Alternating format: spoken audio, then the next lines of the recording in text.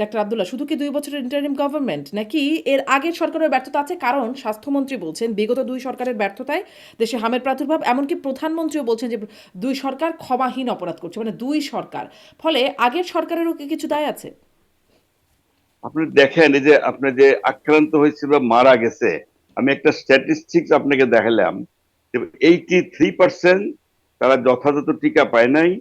9 মাসের কম বয়সে মারা গেছে 33%। হুম, হুম। 66% বাচ্চা মারা গেছে তাদের বয়স 2 বছরের কম। তোমরা আগের দায়িত্বে এই লেটেস্ট যে গভর্নমেন্ট, তাদের দায়িত্বে 2 বছরের বাচ্চা 66%। এতগুলো লোক মারা গেল, কেন মারা গেল? এই 2 বছর মধ্যে টিকাটা কার্যক্রম ছিল না বলেই তো এটা হুম, হয়েছে। হুম। এর আগের গভর্নমেন্ট হয়তো দায়বদ্ধ, এর আগে ধরেন 2020 পর্যন্ত কিন্তু টিকা কার্যক্রম ঠিকই ছিল। মাঝখানে করোনার একটা বিশাল ধাক্কা কিন্তু আপনি গেছে জানেন, গত কয়েক বছর, 24-এর আগ পর্যন্ত। তারপরে তারপরেই তো আসলে এই গভর্নমেন্ট, এবং তাদের এই যে টিকাটা কার্যক্রম ঠিক মতো না দেওয়ার জন্যই তো আসলে মারা গেল। এই যে 2 বছরের নিচে অনেক বাচ্চা মারা গেছে, 9 মাসের নিচে অনেক কার্যক্রম মারা গেছে। সুতরাং দায়ভার তো ওই যে ইন্টারিম গভর্নমেন্টের উপরেই তো পড়তায়। তারা তো কোনো টিকাই দেয় না, টিকা আমদানিও করে নাই, টিকা কার্যক্রম চালায় নাই, কোথাও টিকার সাপ্লাই ছিল না। মানুষ চাইলেই কোথাও টিকা কিন্তু নিতে পারতো না, এবং সেজন্যই কিন্তু মারা গেছে। যে কথা আমি আরেকবার 1 মিনিটে বলি, সেটা হলো খুব সহজে প্রিভেন্টেবল ডিজিজ। যদি সহজে টিকা, এবং প্রিভেন্টের একটাই মাধ্যম, সেটা হলো, আরো অনেক কারণ আছে, তার মধ্যে অন্যতম হলো টিকা। টিকাটা দিলে এই ঝুঁকিটা কিন্তু হ্যাঁ, আক্রান্ত হতো খুব না। সহজে আক্রান্ত প্রিভেন্টেবল। হলেই কিন্তু মারা যাওয়ার হ্যাঁ, ঝুঁকি থাকে। হ্যাঁ। আপনি বলছেন খুব সহজে প্রিভেন্টেবল, তারপর কিন্তু একটু আগেই বলছেন যে সহসা আপনি উত্তরণের রাস্তাও দেখছেন না এখন। আ সচেতন ডাক্তার এই কারণে বর্তমান সরকার কিন্তু মানে জোরে সোরে টিকার কার্যক্রম চালাচ্ছে, এটা সত্য। কিন্তু আপনি দিলে পরে দিনই তো আর ভালো হবেন না। দুটো টিকা তারা দিবে, বয়সটা কমায় আনছে, দেখা যাচ্ছে। যেহেতু দুই দুই মাসের নিচের বাচ্চাও মারা যাচ্ছে, 6 মাসের বাচ্চাও মারা যাচ্ছে। কিন্তু আগে তো দেওয়া হয়তো 9 মাসের সময়। সেই জন্য তারা বয়সটাও কিন্তু কমিয়ে আনছে, 6 মাসে দিচ্ছে, 9 মাসেও দিচ্ছে, 15 মাসেও দিচ্ছে। যারা পায় নাই তাদেরও দিচ্ছে। এটা ভালো একটা উদ্যোগ তারা নিচ্ছে, সারা দেশব্যাপী হুম, শুরু হয়ে গেছে। তো প্রবলেম যেটা, সেটা হলো আপনি আইজ টিকা নিলে কালকেই তো প্রোটেকশন দিবে না, এটা তো সময় লাগবে। একটা টিকা নিলে 85% হয়তো প্রোটেকশন দিবে, তো সেটা হয়তো 4 থেকে প্রায় 4 সপ্তাহ তো লাগবে, 1 মাস 1.5 মাস। বডিতে, শরীরে অ্যান্টিবডি তৈরি হতে সাথে সাথে তো হয় না। যখন 2টা ডোজ নিবে তখন কিন্তু ফুল অ্যান্টিবডি হবে। তো সেটা তো সময় সাপেক্ষ ব্যাপার। সেই জন্যই বলছি, এই ঝুঁকিটা হয়তো আগামী আরো 1 মাস, বা 1 মাস বা তার কিছু, বা 2 মাস, এই পর্যন্ত কিন্তু ঝুঁকিটা থাকবে। এর মধ্যে আমাদের অন্যান্য কার্যক্রম চালাইতে হবে, যেমন বিভিন্ন কারণে যারা অপুষ্টিতে ভোগে, পুষ্টির কার্যক্রম চালাইতে হবে। ভিটামিন ডি দেওয়া হয় না, ওটাও বলে রাখা উচিত আমার। টিকার কার্যক্রমের সাথে আরো অনেক কিছু তারা করে নাই, ভিটামিন ডি খাওয়ায় নাই, ভিটামিন ডি যে কৃমির ওষুধের ঠিক মতো খাওয়ায় নাই। ইভেন শুধু মিজলস না, হাম কিন্তু না, অন্যান্য আরো প্রায় 11টা টিকার কার্যক্রম সবই কিন্তু বন্ধ ছিল। সুতরাং আমরা হাম নিয়ে কথা বলছি, হাম ঝুঁকির মধ্যে বেশি, এটা সত্য। কিন্তু আরো অনেক টিকা কিন্তু হয় না, যেমন বিসিজি, পোলিও, ইনফ্লুয়েঞ্জা, তারপরে যে চিকেন পক্স, এরকম অনেক অনেক মানে এই মেনিনজাইটিস, টিকাগুলো কোনো টিকাই অন্তর্বর্তী কিন্তু হয় সরকারের নাই। সময় দেওয়া হয়নি। তার মানে কি ওই রোগগুলোও সামনে আসতে, মানে এরকম একটা ভয়ংকর আকার ধারণ করতে অবশ্য পারে? খুব ঝুঁকি ঝুঁকি কিন্তু রয়ে গেছে আসলে।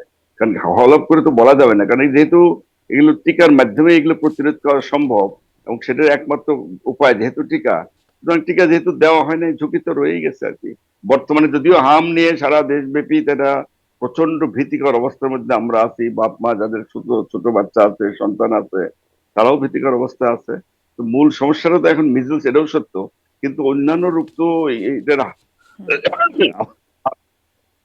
এটার আওতার আওতার বহির্ভূত তো নয়, ঝুঁকি তো ওইগুলো তো রয়ে গেছে আর আচ্ছা, কি। আপনি কি মনে এই করেন যে যে আপনি আরেকটা এখন, কথা হ্যাঁ, বলছি, হ্যাঁ। জি, হ্যাঁ, এখন কি আসলে এই যে মানে এই এই যে এই যে প্রশ্নটা করে ম্যালেরিয়া রাখি, একটু কিন্তু প্রশ্নটা শুরু করে হয়ে রাখি যে এখন কি যথাযথ সমন্বয়টা হচ্ছে? কারণ আম মানে একটা পত্রিকার একটা প্রতিবেদনে দেখছিলাম যে স্বাস্থ্যমন্ত্রী জানেন না বিশেষজ্ঞরা কি রিপোর্ট দিচ্ছেন, বা জানতে দেরি হয়ে যাচ্ছে, ব্যবস্থা নিতে দেরি হয়ে যাচ্ছে কিনা। সমন্বয়টা কি এখন যথাযথভাবে হচ্ছে? আপনি কি মানে এই বিষয়টা জানেন? সমন্বয়। এখানে অনেকগুলো কথা বলতে হয়, টিকা কার্যকর, এটা একটা টিম ওয়ার্ক। এখানে প্রশাসন বলেন, অধিদপ্তর বলেন, বা স্বাস্থ্য মন্ত্রণালয় বলেন, এখানে ডাক্তার না যারা টিকা দেয়, টেকনিশিয়ান বলেন, এগুলো অনেক কিছু এর সঙ্গে জড়িত তো। এবং তো এটা তো কারো একক একক ব্যক্তিত্বের কাজ তো আর না। এবং এটা গ্রামে গঞ্জে বা উপজেলা, জেলা, শহরে সব জায়গায় তো টিকা কার্যক্রম চালাতে হচ্ছে, চলছে। কিন্তু সেখানে অনেক কিছু, যেমন বাজেটের ব্যাপার আছে, ম্যান পাওয়ারের ব্যাপার আছে, ইভেন ধরেন যে টিকা যারা দেয় টেকনিশিয়ান, এনে গজ, কটন বা সিরিঞ্জ, কত কিছু জড়িত। সবগুলো তো সুন্দরভাবে আপাতত চলছে বলেই মনে হচ্ছে। আমি মনে করি যে বর্তমান সরকার যে চালাচ্ছে, এটা আমি মনে করি কার্যকরী। তারপরেও আমি বলবো আমাদের আরো অনেক কিছু কিন্তু করতে হবে, আমাদের আত্মতৃপ্তির কোনো সুযোগ নাই, কারণ এটা যেহেতু একটা টিম ওয়ার্ক, এখানে জনগণকে সম্পৃক্ত করতে হবে। আপনি গ্রামে বলেন, জেলা বলেন, উপজেলা বলেন, ইউনিয়ন বলেন, বা জেলা সদর, পুরা দেশেই আমাদের কিন্তু সমন্বয়ের মাধ্যমে কাজ করতে হবে। আমি একটা কথা সবসময় বলি, এখানে প্রশাসন, জনগণ সবাই যদি জনগণকে যদি সম্পৃক্ত করা না হয়, তাহলে সরকারের যে কোনো কার্যক্রম সহজে কিন্তু সাকসেসফুল হয় না। সম্পৃক্ততা বলতে আমি যেমন গ্রামে গঞ্জের কথা বলি, গ্রামে যারা শিক্ষিত সমাজ, ছাত্র, শিক্ষক, যুবক, জনতা, জনপ্রতিনিধি, চেয়ারম্যান বলেন, মেম্বার বলেন, বা ধরো উপজেলা চেয়ারম্যান, ইভেন এমপি সাহেবরা, তারা সবাই যদি প্রশাসনের সঙ্গে সমন্বয়ের মাধ্যমে কাজকর্ম চালান। হুম। ইভেন আমি একটা কথা আগেও কোনো একটা মিডিয়াতে বলছি, স্কুলের শিক্ষকরা বাচ্চাদের শিক্ষা দিতে পারেন, স্কুলের টিচার, হেডমাস্টার, বন্য টিচাররা বলতে পারেন। ইভেন গ্রামের মসজিদের যে ইমাম, উনিও কিন্তু জনগণের একটা বিশাল অংশ, জনগণ তাদেরকে কিন্তু শ্রদ্ধা করে। সচেতন করে কি বলবেন ডাক্তার আব্দুল্লাহ? আপনার কাছে এটা জানতে চাই যে হাম থেকে বাঁচতে এখন কি করবে? এই মানে সচেতনতা করবে বলছেন, কি বলবে সচেতন করে? সচেতন বলতে প্রথম আমি যে কথাটাই বলছিলাম, ইমাম সাহেব বা অন্যান্য ধর্মের যারা গুরু, তাদেরকেও সম্পৃক্ত করতে হবে। অর্থাৎ জনগণ, প্রশাসন সবাইকে সমন্বয়ের মাধ্যমে সম্পৃক্ত করে যদি আমরা কার্যক্রম চালাই, তাহলে কিন্তু এটা সাকসেসফুল হবে। এন্ড কি করবে, এটা অনেকগুলো ফ্যাক্টর জড়িত। যেমন মিজেলস কেন হয়, প্রথম কথা হলো টিকাটা সময়মতো না দেওয়ার জন্য হচ্ছে। এছাড়া আরো ব্যাপার আছে, যেমন ধরেন যে বাচ্চায় বা মায়ের বুকের দুধ পায় নাই, ব্রেস্ট ফিডিং করায় নাই, সচেতনের মধ্যে এটাও থাকে যে আপনার ব্রেস্ট ফিডিং বাচ্চাকে করাবেন, এটা করতে হবে।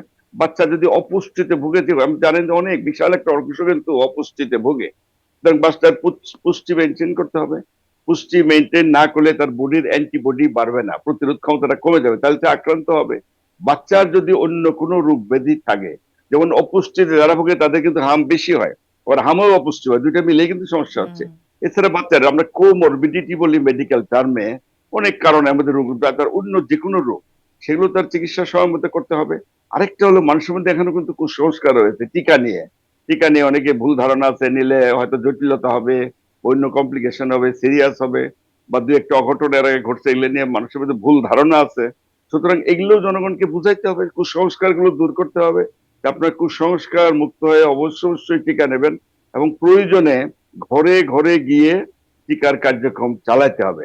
এবং তার জন্য যা যা ম্যান পাওয়ার দরকার, সেগুলোকেও কিন্তু ওইগুলো কিন্তু প্রশাসনের দায়িত্ব, তারা কিন্তু এগুলো করতে হবে।